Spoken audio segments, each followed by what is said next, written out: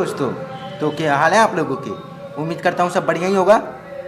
तो मैं अभिषेक स्वागत करता हूँ आपका अपने चैनल पे, अभिषेक क्लासेज विद फन पे। और आज हम पढ़ेंगे अलंकार यानी अर्था अलंकार। मैंने शब्दालंकार की वीडियो पहले ही डाल दी है, जो कि हमारा पार्ट 1 था। पार्ट 1 की वीडियो मैंने पहले ही डाल के रखी हुई है, तो अगर आप उसे एक बार देख लेंगे तो बहुत अच्छा होगा। उससे आपको शब्दालंकार समझ में आ जाएगा। तो जैसा कि हम सब जानते हैं कि अलंकार के 3 भेद होते हैं, मुख्यतः 2 होते हैं पर अब 3 है, शब्दालंकार, अर्थालंकार और उभय अलंकार। तो शब्दालंकार मैंने पहले ही क्लियर करवा दिया है, ये अर्थालंकार है जो कि आज मैं आपको करवाऊंगा पार्ट 2 में। पार्ट 1 पहले मैंने डाल दिया है, आप मेरे चैनल पे जाके उसे देख सकते हैं, या डिस्क्रिप्शन में लिंक है, डिस्क्रिप्शन में आपको लिंक मिल जाएगी। उस लिंक पे क्लिक करके आप पहले पार्ट 1 को देख लीजिएगा, फिर आप पार्ट 2 की शुरुआत करिएगा। और अगर आपने पार्ट 1 देख लिया है तो आप हंस के पार्ट 2 का मज़ा लीजिए और अपने आगे कॉपी रख लीजिए। अगर आपको कोई अच्छी बात लगे तो आप उसे नोट कर लीजिएगा, क्योंकि ये काफ़ी ज़रूरी है और काफ़ी मुश्किल टॉपिक है, पर सबसे ज़रूरी टॉपिक भी है ये। और अगर बैकग्राउंड में कुछ बच्चों की आवाज़ आए तो मुझे माफ़ करिएगा। तो अर्थालंकार परिभाषा शुरुआत करते हैं इसकी। जहाँ पर अर्थ के माध्यम से काव्य में चमत्कार होता है वहाँ अर्थालंकार होता है, ठीक है। तो यहाँ पर काव्य के अर्थ के माध्यम से चमत्कार होंगे, ठीक है। यानी काव्य का जो अर्थ होगा उसको लेकर काव्य में चमत्कार होता है, यानी काव्य का अर्थ उस काव्य को चमक देता है, चमत्कार बनाता है। काव्य का अर्थ, जैसे कोई भी काव्य होगा तो उसका जो अर्थ होगा वो उसे चमकदार बनाएगा।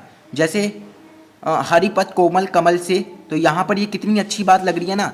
अब इसका अर्थ निकलता है कि जो हरि के पद है वो कोमल कमल से है, तो यहाँ पर इसका अर्थ अति सुंदर है। तो इसी प्रकार अर्थालंकार जो इसका अर्थ निकला है वो सुंदर है, और अगर वो सुंदर है तो वो अर्थालंकार है। आप इससे भी इसको समझ सकते हो। एक बार आप मेरे साथ इसे दोहराइएगा इसकी डेफिनेशन को। जहाँ पर अर्थ के माध्यम से काव्य में चमत्कार होता है वहाँ अर्थालंकार होता है, ठीक है। तो अर्थालंकार के कुछ मुख्य अव्यय। तो अब अगर आप इन चार टॉपिक्स को अगर आप याद करोगे, इन 4 चीज़ों को अगर आप अच्छे से याद कर लोगे ना, तो डेफिनेटली मैं ये बात कह सकता हूँ कि आपको अर्थालंकार अच्छे से समझ में आ जाएगा। तो ये 4 चीज़ें हैं, उपमेय, उपमान, वाचक शब्द और साधारण धर्म। इन्हीं 4 चीज़ों से मिलकर बना है हमारा शब्दालंकार। ये इसके भेद नहीं है, पर इन्हीं चीज़ों में सब भेद है। पूरा शब्दालंकार इन्हीं 4 चीज़ों पे सक्षम है, ठीक है। तो आप इन 4 चीज़ों को एक बार समझ लीजिए। इसके लिए मैंने सबसे साधारण उदाहरण लिया हुआ है हरिपथ कोमल कमल से, ठीक है। तो यहाँ पर पहला जो हमारा उपमेय आता है, तो उपमेय जिसकी तुलना की जाए उसे उपमेय कहते हैं, ठीक है। तो यानी जिसकी तुलना की जाए उसे उपमेय कहते हैं। और यहाँ पर हमेशा कर्ता, जो कर्ता होता है उसकी तुलना की जाती है, यानी करने वाला। तो जिसकी तुलना की जाए उसे उपमेय कहते हैं। अब यहाँ हरिपथ कोमल कमल से, तो यहाँ पर कमल की तुलना किससे की जा रही है? हरि के पदों से। तो यहाँ पर उपमेय क्या हुआ? हरिपद। तो यहाँ पर मैंने लिखा भी हुआ है जैसे हरिपद कोमल कमल से। तो कमल यहाँ पर हमारा कमल से तुलना की जा रही है हरि के पद से, यानी हरि के पद कमल से हैं।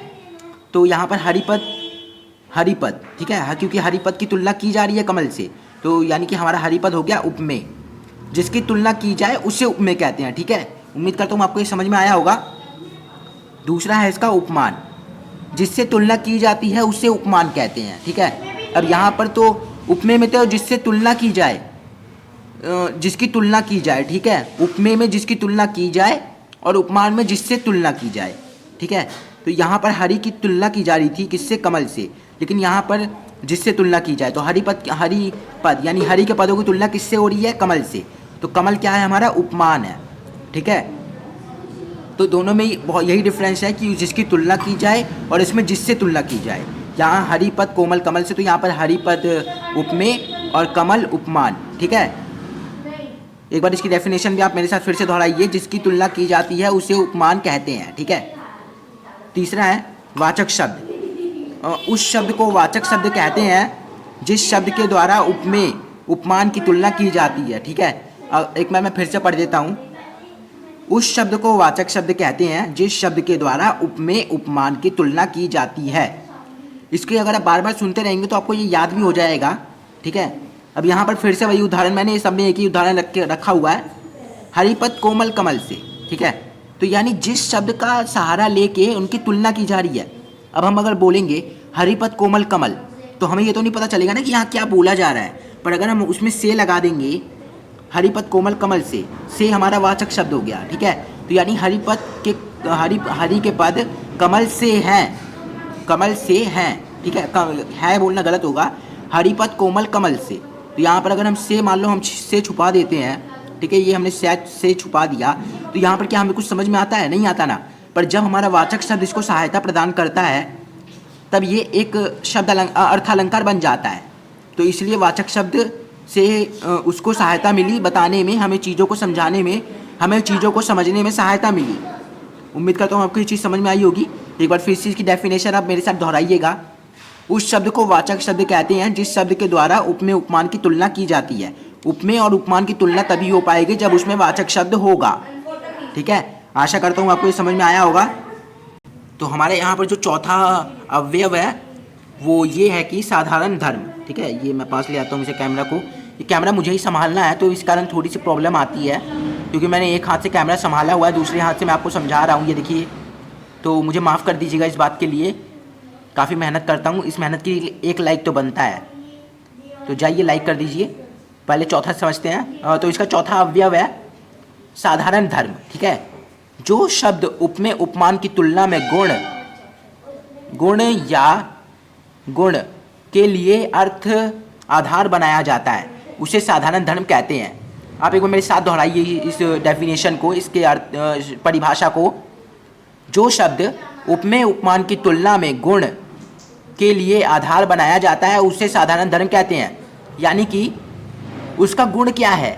अब यहाँ पर अगर हम मान लो हम कोमल को छुपाते हैं, पहले मैं बता देता हूँ, जैसे हरिपद कोमल कमल से, तो हरि के पद जो है कमल की तरह कोमल है, तो यहाँ पर कोमल उसका गुण है, ठीक है। कमल का हरि के पदों का गुण है कोमल, कोमल कमल, कमल भी कोमल होता है तो कमल का भी गुण यही है, और हरिपद हरि के पदों का गुण भी यही है। तो ये हो गया हमारा साधारण धर्म, ठीक है, ये हमारा साधारण धर्म हो गया। तो हरि, तो इसका गुण क्या हो गया? कोमल। अगर मैं इसे छुपा देता हूँ, जैसे कि ये मैंने छुपा दिया इसे, तो क्या आपको पता चलेगा? हरिपद कमल से, तो इसका गुण क्या हुआ भैया? तो अगर मैं इसे वापस डाल दूँ गुण साधारण धर्म को, तो हरिपद कोमल कमल से। तो आशा करता हूँ आपको समझ में आया होगा। अब इसके भेदों की बात कर लेते हैं, ठीक है। एक मिनट मैं कैमरा अपना ठीक कर लेता हूँ तो आपको सब कुछ सही से दिखाई दे।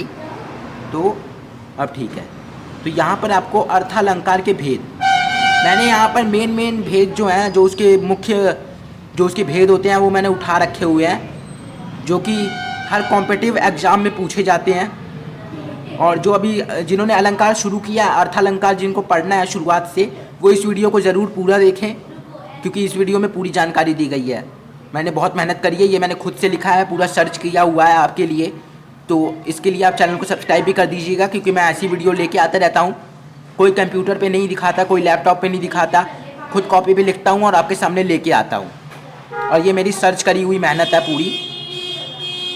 तो उपमा अलंकार, जहाँ वस्तु उपमेय की रंग करेंगे अर्थालंकार के भेदों के बारे में, ठीक है।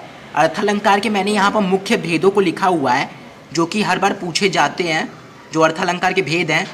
और वो ऐसे अर्थालंकार के भेद है कि जो मेन है, ठीक है। तो मैंने यहाँ पर जो ज़रूरी हैं वो सारे मैंने यहाँ पर लगा रखे हुए हैं, सारे भेद यहाँ पर लिखे हुए हैं।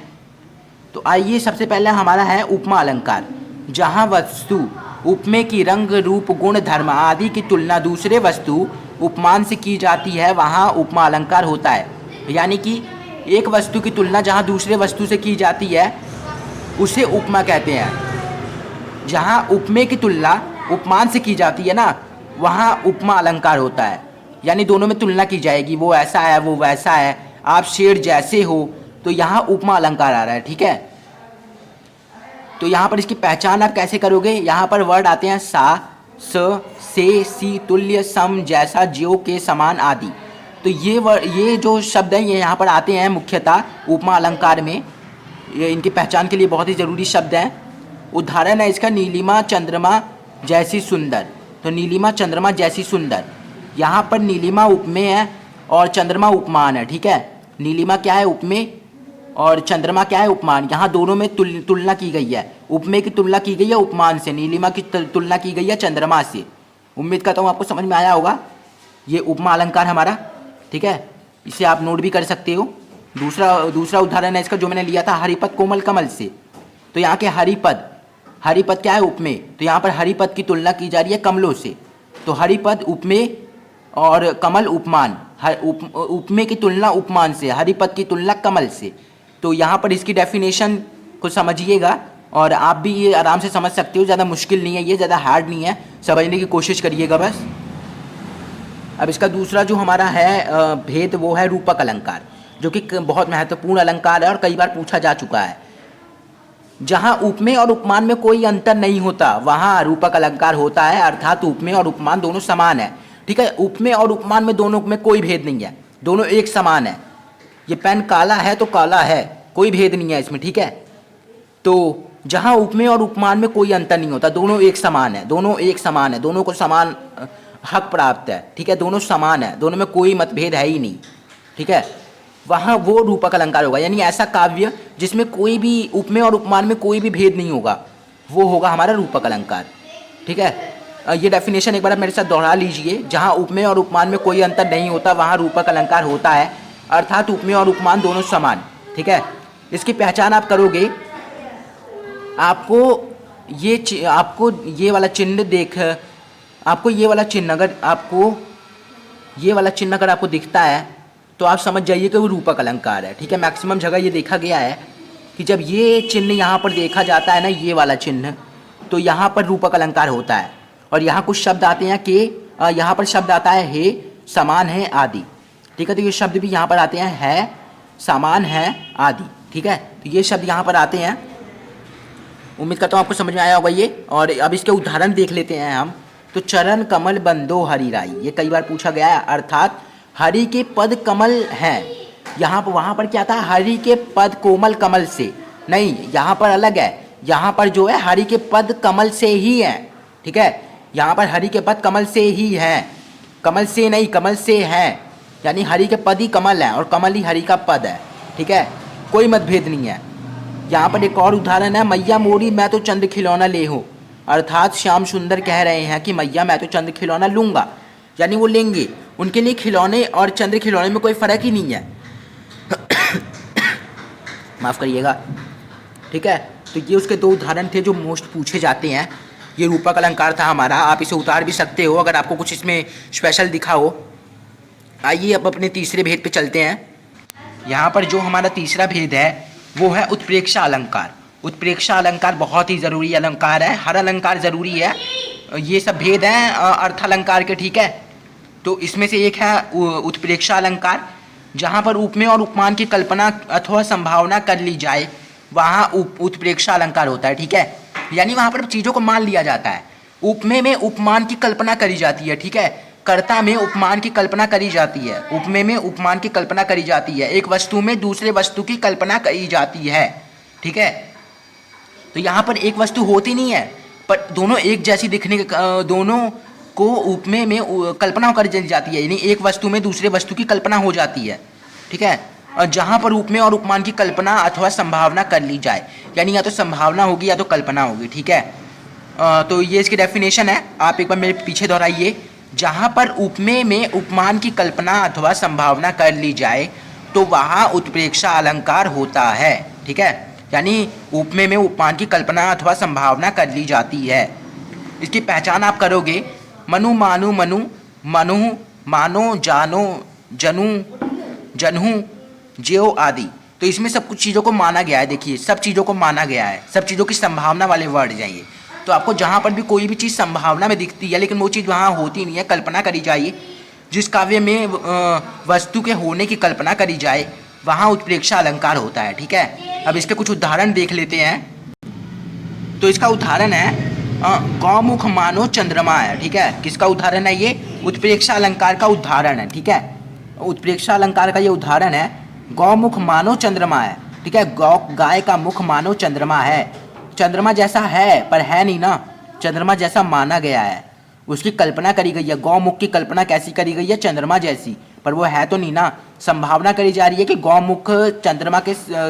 गौमुख मानो चंद्रमा है, पर वो है तो नहीं ना। यहाँ मानो आया, ये देखिए, मानो मानो, ठीक है, मानो मानो, तो दोनों वर्ड एक जैसे हैं, ठीक है। ये उदाहरण कई बार पूछा जा चुका है, तो आप इसे उतार लीजिएगा अगर आपको उतारना होगा तो वीडियो को पॉज करके। चलिए हम अपने चौथे भेद की तरफ चलते हैं। तो जो हमारा चौथा भेद है वो है संदेह अलंकार। संदेह अलंकार, जहाँ उपमेय और उपमान में संदेह बना रहे और दोनों में निश्चय ना हो पाए, वहाँ संदेह अलंकार होता है। अब आप इसे एक चीज़ से और पकड़ सकते हो, यहाँ संदेह आ रहा है, ठीक है, यानी वस्तु में एक तरह का संदेह बना रहेगा, उन दोनों में मतभेद बना रहेगा, ठीक है। तो आप वर्ड से भी पकड़ने की कोशिश करा कीजिए। देखिए संदेह से पता चल रहा है कि यानी दोनों में कोई ना कोई मिस्टेक ज़रूर होंगी, दोनों कहीं ना कहीं एक दूसरे से जुड़े हुए हैं पर वो समझ नहीं पा रहे, ठीक है। जहाँ उपमेय और उपमान में संदेह बना रहे, फैसला ना हो पाए कि कौन उपमेय कौन उपमान है, जहाँ दोनों में निश्चय ना हो पाए कि कौन उपमेय है कौन उपमान है, वहाँ संदेह अलंकार होता है, ठीक है। दोनों के बीच एक संदेह बना रहता है, यानी जहाँ आपको संदेह के वाक्य दिखाई दें वहाँ आप संदेह में टिक कर सकते हैं आंख मूंद के। इसकी पहचान है दोनों के बीच संदेह होगा अथवा दोनों में कोई अंतर नहीं होगा, ठीक है। दोनों के बीच संदेह बना रहेगा अथवा दोनों में कोई अंतर नहीं होगा, दोनों एक समान ही आपको पता चलेंगे, ठीक है। यानी दोनों के जो वर्ड होंगे, दोनों के जो शब्द होंगे वो आपको एक समान से पता चलेंगे। इसका उदाहरण है नारी बीच सारी है कि सारे बीच नारी, नारी की ही सारी है कि नारी की ही सारी है, ठीक है। सारी ही की नारी है कि नारी ही की सारी है, तो यहाँ समझ में ही नहीं आ रहा सारी नारी है कि नारी सारी है, सारी की नारी है कि नारी की सारी है, तो ये समझ से बाहर है ना। तो इसी को हम संदेह अलंकार के द्वारा प्रदर्शित करते हैं, ठीक है। उम्मीद करता हूँ आपको अब तक सब समझ में आया होगा। अगर कुछ समझ में ना आए तो कमेंट बॉक्स में आप कमेंट कर सकते हैं, मैं उसका उत्तर आपको जल्दी दे दूंगा, तुरंत ही दे दिया करता हूँ वैसे तो मैं। तो अब हम आते हैं अपने पाँचवें भेद पे। हमारा पाँचवा भेद है प्रतीप अलंकार। प्रतीप का अर्थ उल्टा या विपरीत होता है, ठीक है। यहाँ भी आप वर्ड से पकड़ सकते हो प्रतीप अलंकार। प्रतीप का अर्थ होता है उल्टा, ठीक है। तो प्रतीप का अर्थ होता है उल्टा या विपरीत। प्रतीप अलंकार में उपमेय श्रेष्ठ होता है एवं उपमान को नीचा दिखाया जाता है। एक मिनट, एक कॉल आ गई थी बीच में बहुत सारी प्रॉब्लम्स आती रहती हैं, आप समझिएगा। तो प्रतीप अलंकार में क्या होता है, अब इसका अर्थ ही उल्टा है, ठीक है। अब जब अर्थ ही उल्टा है तो हम किसको श्रेष्ठ मानते थे? अभी तक हमने जितने भी अलंकार के भेद पढ़े उन सब में श्रेष्ठ माना जाता था उपमेय को और उपमान को, ठीक है। पर यहाँ जो है हमारा उपमान नीचा हो जाएगा। अगर आपको नहीं पता कि उपमान क्या होता है तो आइए मैं आपको पीछे वाले पेज पे लेके चलूँ। तो यहाँ पर अगर हम उपमेय की बात करें कि उपमेय क्या होता है, अगर बीच में आपने छोड़ दिया हो या आप भूल गए हो तो एक बार फिर से देख लीजिए। जिसकी तुलना की जाती है उसे उपमेय कहते हैं और जिससे तुलना की जाती है उसे उपमान कहते हैं, ठीक है। आइए हम अपने प्रतीप अलंकार पे चलते हैं जो कि भेद है। चलिए, तो प्रतीप अलंकार में ये होता है कि इसमें उपमेय हमेशा श्रेष्ठ रहता है और उपमान को नीचा दिखाया जाता है अथवा उसे लज्जित किया जाता है। तो यहाँ पर जो हमारा उपमा अलंकार उपमान होता है जो हमारा, वो पूरी तरह या तो नीचा हो जाएगा या तो उसे पूरी तरह से लज्जित कर दिया जाएगा उपमेय के आगे, ठीक है। उपमेय श्रेष्ठ होगा, उपमान नीचा होगा। आप इससे भी इसे पूरी तरीके से पता लगा सकते हैं। अब इसकी पहचान है उपमा का उल्टा, यानी उपमा अलंकार का उल्टा होगा, ठीक है। हमेशा उपमा अलंकार का उल्टा होगा, इसमें उपमेय श्रेष्ठ होगा, उपमान नीचे होगा। अभी तक हमने जितने भी भेद पढ़े हैं उसमें उपमान श्रेष्ठ था और उपमेय जो था उससे थोड़ा सा नीचा दिखाया जाता था। जैसे हरिपद कोमल कमल से, हरि क्या थे, जो हमारे हरि थे उनके जो वो हमारे उपमेय थे और उपमान था हमारा कमल। क्या हरि के पद कमल से हैं? नहीं ना, लेकिन उन्हें दिखाया ही ऐसा गया है। क्या हरि की तुलना कमल से करी जाती है? नहीं कर सकते ना, लेकिन वहाँ पर कमल को श्रेष्ठ दिखाया गया। लेकिन यहाँ पर ऐसा नहीं है, यहाँ पर उपमा का अलग होता है। यहाँ पर उपमेय श्रेष्ठ होता है, करने वाला श्रेष्ठ होता है, जिसकी तुलना की जाएगी वो श्रेष्ठ होगा और जिससे तुलना की जाएगी वो नीचा होगा, ठीक है। कई बार हम इसमें अटक जाते हैं, तो उम्मीद करता हूँ कि आप इसको क्लियर कर पाए होंगे। आप इसके लिए एक लाइक तो कर ही दीजिए जिसने नहीं किया होगा, जिसने कर दिया उसके लिए बहुत बहुत धन्यवाद। उदाहरण, आपके सामने शेर भी डर जाए, ठीक है।